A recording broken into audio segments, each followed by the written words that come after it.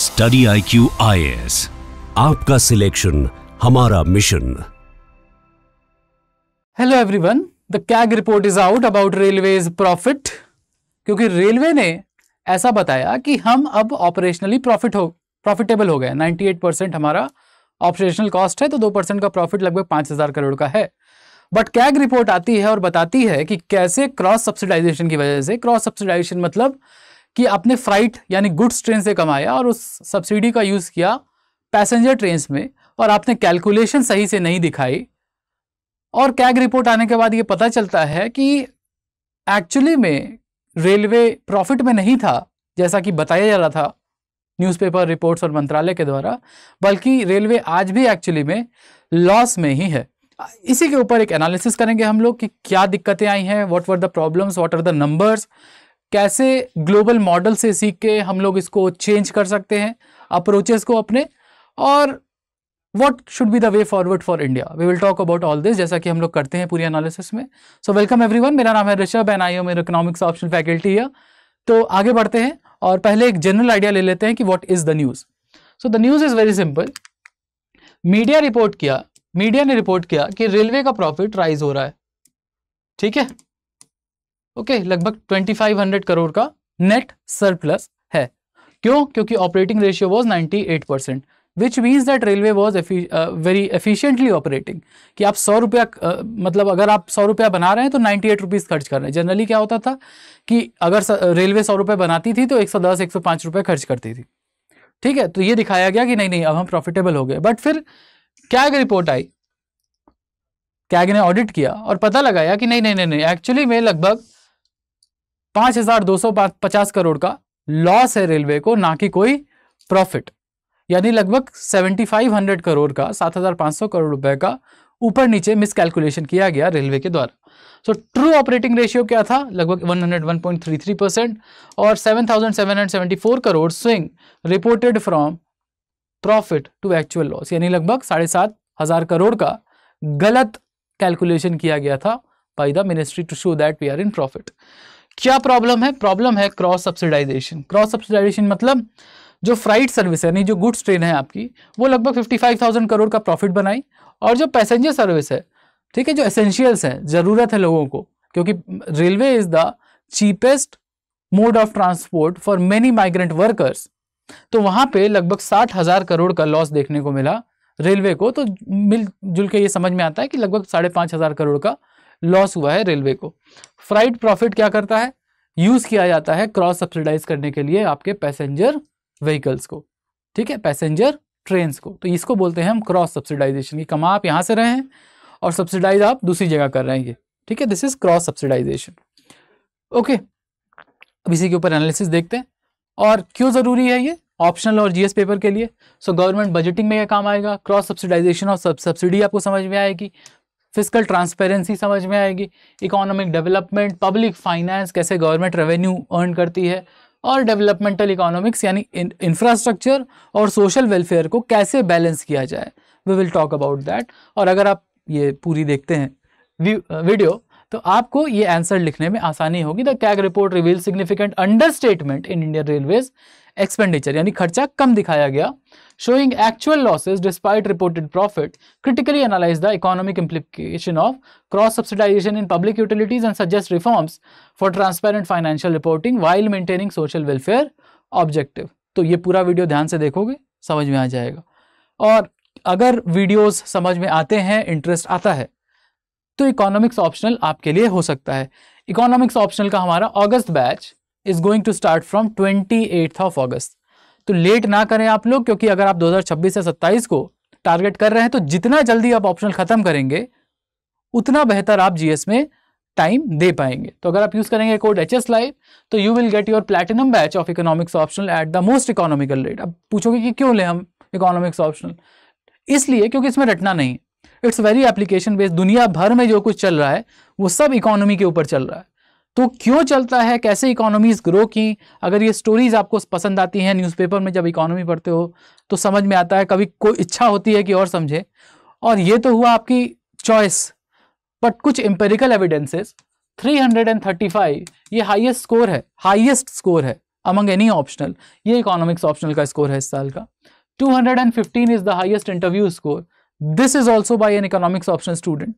30% is the overlap in prelims, अगर आप economics सही से पढ़ लेते हैं तो आपका प्रीलिम्स निकलना कंफर्म हो जाता है। और इसके साथ साथ ये तो कुछ भी नहीं है, लास्ट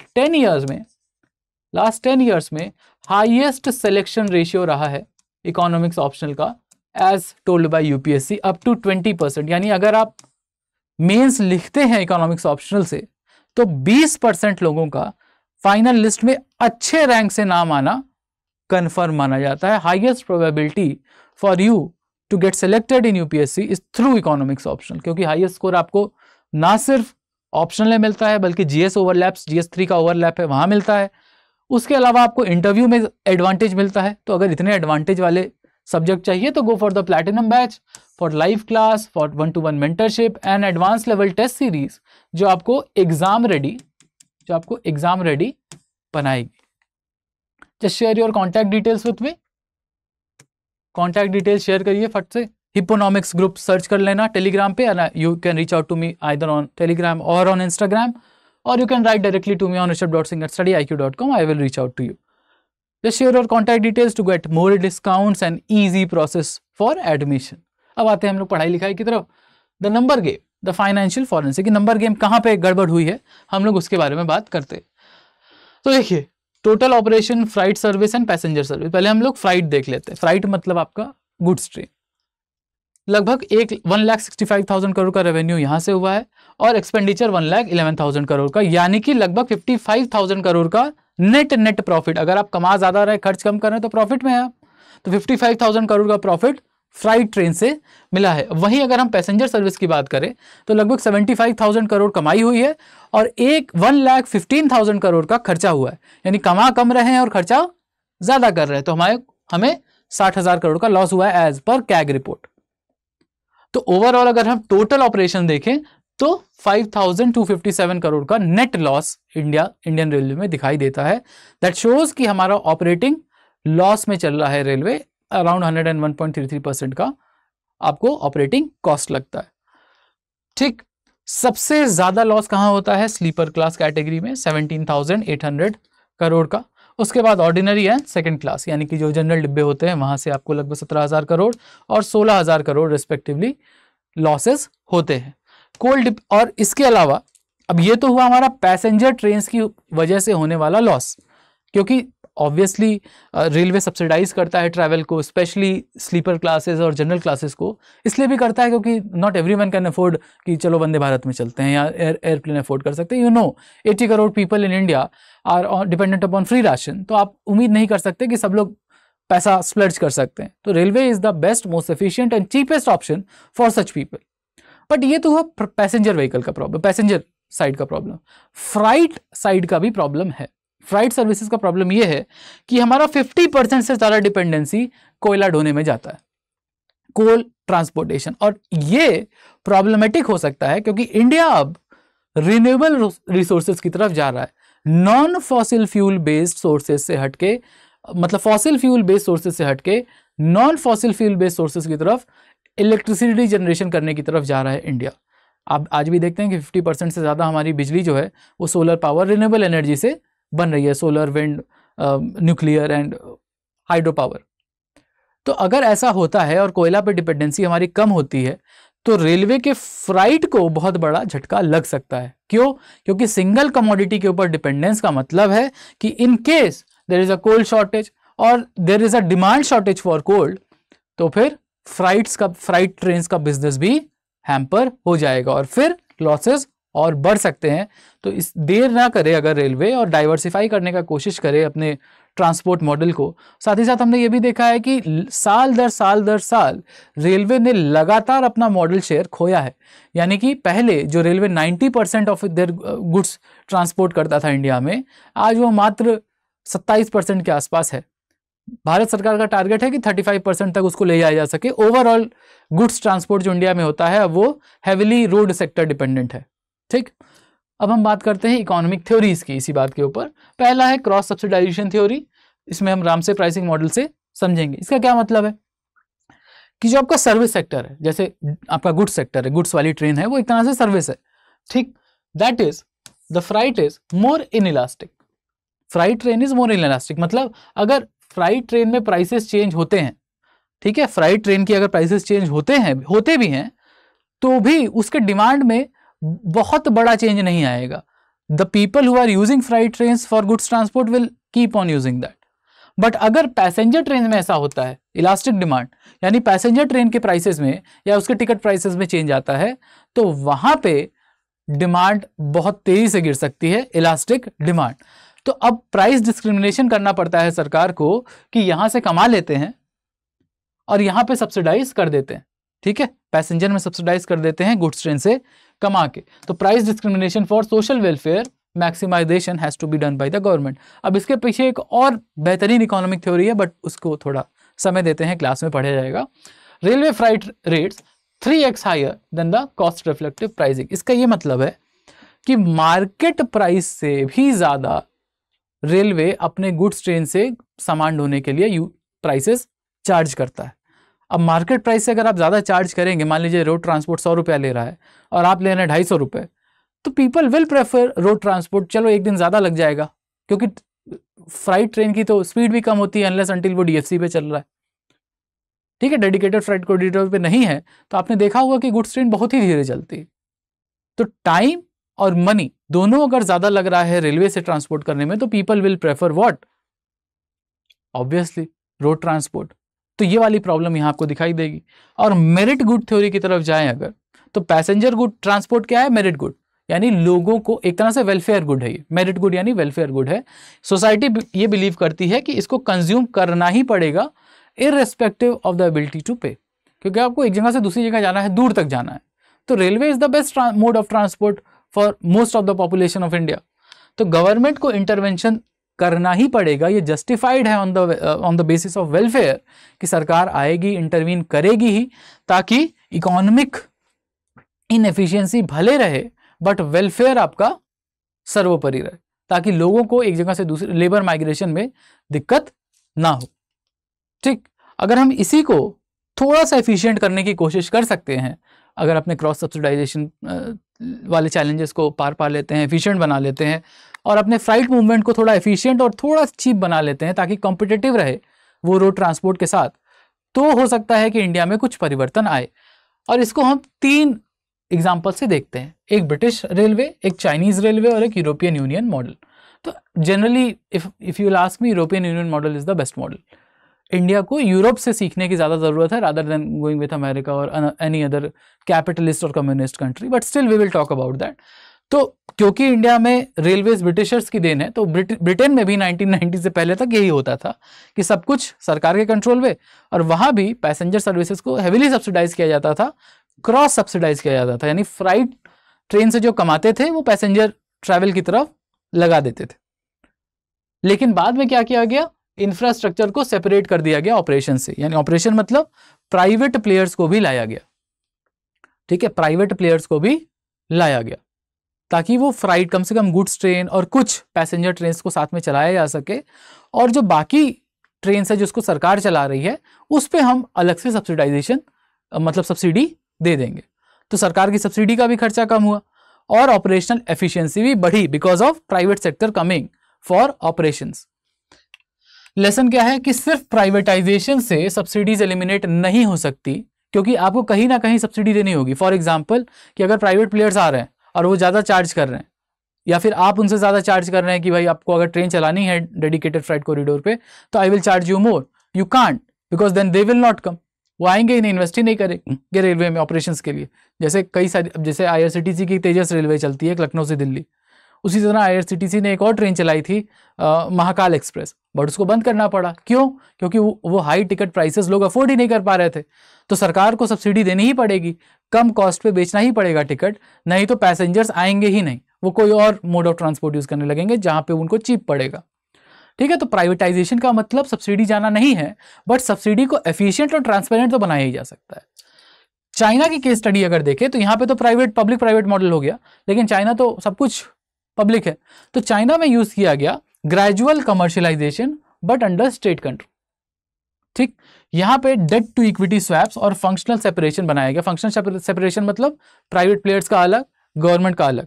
जैसे रेलवे है, प्लेटफॉर्म है, मान लीजिए आपका स्टेशन है, तो वहाँ पे कौन सी चीज़ प्राइवेट सेक्टर ऑपरेट करेगा और कौन सा सेक्टर चीज़ गवर्नमेंट ऑपरेट करेगा, उसको सेपरेट किया गया। ये इंडिया में भी ऐसा नहीं है, बट इंडिया में एफिशिएंट नहीं है वो। सोशल ऑब्जेक्टिव मेंटेन करने की कोशिश की जाती है, बट आप देखिए कि जो खाना रेलवे में आपको मिलता है वो ट्रांसपेरेंटली आपको ये प्राइसिंग नहीं मिलेगी, आपको बिल नहीं दिया जाएगा, आपको ये नहीं पता किस वेंडर से वो आ रहा है, आपको ये नहीं, अब कहीं कहीं तो वीडियो भी आ जाती है कि खाने के लिए थोड़ा कंप्लेन कर दिया तो मारपिटाई हो गई। तो एफिशिएंटली और एफिशिएंसी नहीं है और लैक ऑफ अकाउंटेबिलिटी है। ये प्रॉब्लम इंडियन रेलवे में है जो चाइनीज रेलवे में नहीं है। वहां भी स्टेट कंट्रोल है रेलवे के ऊपर। तो ये प्रूफ है चाइनीज रेलवे कि स्टेट ओन्ड रेलवे को भी रिफॉर्म किया जा सकता है, एफिशिएंट बनाया जा सकता है, ट्रांसपेरेंसी अकाउंटेबिलिटी बढ़ा के। अगर हम यूरोपियन यूनियन मॉडल की बात करें तो यहाँ पे मैंडेटरी सेपरेशन है plus open access to everyone. अब जैसे मान लो कि रेलवे लाइंस बिछाई गई है बाय द यूरोपियन यूनियन या गवर्नमेंट, बट उसके ऊपर एक्सेस करने का राइट सबके ऊपर है, चाहे वो प्राइवेट हो चाहे वो पब्लिक सेक्टर हो। ठीक, पब्लिक सर्विस ऑब्लिगेशन ये है with transparent funding and competition in freight plus protected passenger service. मतलब फ्राइट मॉडल में पब्लिक सेक्टर और प्राइवेट सेक्टर दोनों काम कर रहा है और पैसेंजर सेक्टर को सेपरेट किया गया है ताकि वहां पे पैसेंजर्स की सहूलियत के लिए गवर्नमेंट कंट्रोल बना रहे। ठीक है, protected passenger service for the welfare वो इंडिया भी कर सकता है, यानी कि अपने फ्राइट मॉडल को पब्लिक प्राइवेट कर दे और कॉम्पीट करे। अगर कम्पीट करेगा तो एफिशिएंसी बढ़ेगी कि भाई कौन वाली ट्रेन ज़्यादा बेहतर तरीके से, या कौन वाली गुड्स ट्रेन, प्राइवेट प्लेयर वाली गुड्स ट्रेन या पब्लिक सेक्टर वाली गुड्स ट्रेन, कौन सा ज़्यादा बेहतर टाइमली एफिशिएंटली पहुंचा देती है बिना सामान को डैमेज किए हुए। प्लस वहाँ पे प्राइसेस भी मार्केट प्राइसेस द्वारा कंट्रोल किए जाएंगे, यानी डिमांड भी बढ़ सकती है मॉडल। ठीक है, एप्लीकेशन क्या है, India could adopt selective liberalization, यानी कुछ कुछ रूट्स पे जो हैवी रूट्स हैं वहाँ पे प्राइवेट प्लेयर्स को कम से कम गुड्स ट्रेन चलाने का मौका दिया जाए ताकि एक फेयर कंपटीशन बने मार्केट।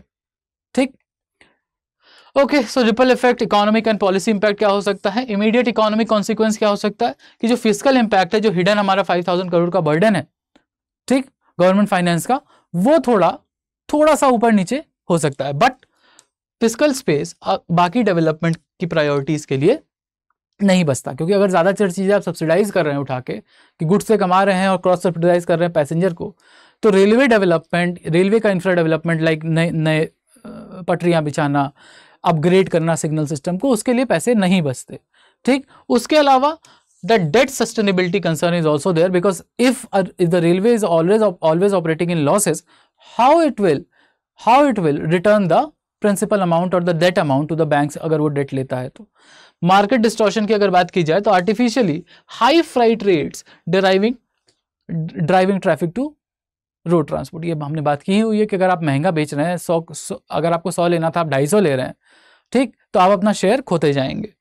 इसीलिए मॉडल शेयर का डिक्लाइन हुआ है और लगभग 27% बचा है बस, यानी more than 70% of the transportation of goods is taken care by the road transport.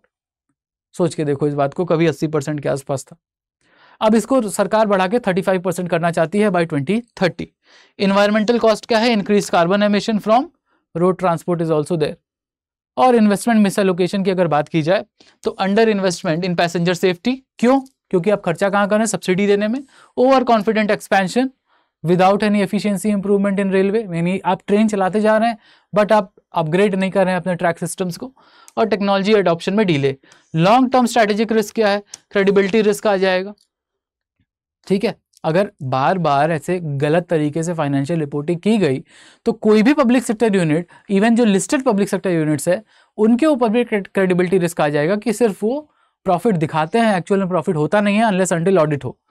Reform momentum loss होता है, क्यों, due to false performance signals and international competitiveness decline in the logistics sector, क्योंकि आप लॉसेज में चल रहे हैं तो आप कंपीट कर ही नहीं सकते। ठीक है, तो वे फॉरवर्ड क्या है, इमीडिएट रिफॉर्म अगर करना है तो क्या करना पड़ेगा, आपको क्रॉस सब्सिडाइजेशन को फुल्ली डिस्क्लोज करना पड़ेगा, ट्रांसपेरेंट होना पड़ेगा। Profit and loss statement segment wise should be there and international accounting standard should be maintained by the railways. उसके लिए कैग का इंतजार करने की जरूरत ना पड़े, आप ट्रांसपेरेंट रहिए अपने जनता को के प्रति। और ग्रेजुएटेड फेयर रैशनलाइजेशन, यानी कि मार्केट प्राइसिंग की जाए एसी क्लासेस की, ठीक, subsidize rate for general sleeper classes with budget allocation. ऐसा ना हो कि क्रॉस सब्सिडाइज कर रहे हैं कि रेलवे कमा रहा है और वहीं से डाइवर्ट कर दे रहा है, नहीं, अलग से उसको बजट में आप स्पेसिफाई करिए that we are giving subsidies, ताकि मेंटेन रहे रिकॉर्ड्स। और dynamic pricing system should be there for premium trains. और मीडियम टर्म यानी फ्राइट मार्केट में रिफॉर्म कर सकते हैं ताकि प्राइवेट फ्राइट ऑपरेटर्स को ओपन एक्सेस मिले। Marginal cost pricing for track access, marginal cost मतलब जितना आप ट्रैक यूज कर रहे हैं उतना आपको खर्चा लगेगा, पूरे आपको रूट का पैसा ना देना पड़े। Competition driven efficiency improvement, technology integration should be there, AI driven traffic optimization, predictive maintenance. Traffic optimize जैसे कवच सिस्टम है, आरएफआईडी सिस्टम है, उसको थोड़ा सा और मॉडिफाई करके एआई सिस्टम के साथ ऑप्टिमाइज किया जा सके, ऑपरेशनल कॉस्ट को कम किया जा सके। और साथ ही साथ डिजिटल पेमेंट सिस्टम में रेवेन्यू कलेक्शन को इंप्रूव किया जा सके, डिजिटल पेमेंट सिस्टम को इंटीग्रेट करके और बेहतर तरीके से। तो सक्सेस मैट्रिक क्या होगा, जब हमारा ऑपरेशनल रेशियो 95% के नीचे आ जाए, मतलब हर 100 रुपए जो रेलवे कमा रही है उसमें 95 रुपीज से कम खर्च कर रही है, यानी 5% से ज्यादा का उसको ऑपरेशनल प्रॉफिट हो रहा है, that will be a success. Model share को 35% तक रिकवर करना है 2030 तक, और पैसेंजर सेटिस्फैक्शन को ग्लोबल स्टैंडर्ड्स पे लेके जाना है, जो कि इस समय काफी हिला हुआ रहता है, क्योंकि कभी खाने में कुछ मिल जाता है, कभी कोई दिक्कत हो जाती है, कभी बहुत सारे लोग एसी डब्बे में चढ़ जाते हैं। तो ये वाली जो प्रॉब्लम्स है and lack of support from the railway staff, उसको भी देखना होगा ताकि कस्टमर सेटिस्फैक्शन को भी एक बेंचमार्क, ग्लोबल बेंचमार्क सेट किया जा सके। So this is how you can right the answer जो हम लोग पहले डिस्कस किए थे। How do you like it? अगर आज के लेक्चर से थोड़ा नॉलेज में वैल्यू एडिशन हुआ है तो do like and share this. आपका कोई सजेशन है तो कमेंट करिएगा जरूर। And remember that economics optional August batch is going to launch from 28th of August। तो लेट नहीं करना है, हाई स्कोरिंग ऑप्शन चाहिए तो go for platinum batch and use the code HS Live। We'll meet in the class. Thank you everyone. Bye bye. Have a good day. Study IQ IAS, आपका selection हमारा mission.